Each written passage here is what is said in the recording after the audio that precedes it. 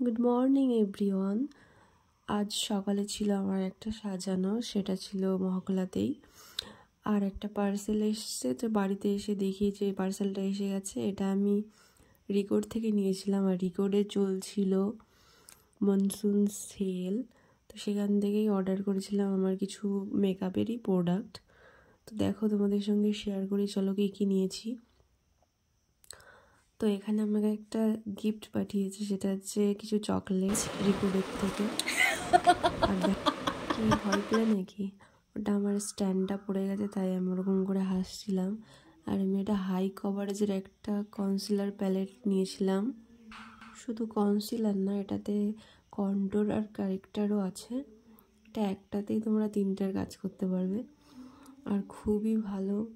আর গন্ধটা যে কি সুন্দর, কি বলবো, প্রেমে পড়ে গেছি পুরো গন্ধটার।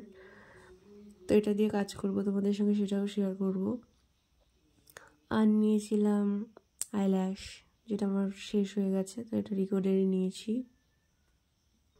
আর একটা নিয়েছিলাম ওয়াটার ক্রিম রিকোডের, এটাও খুব ভালো। দেখো কত সুন্দর স্মুথ, গন্ধটাও খুব সুন্দর।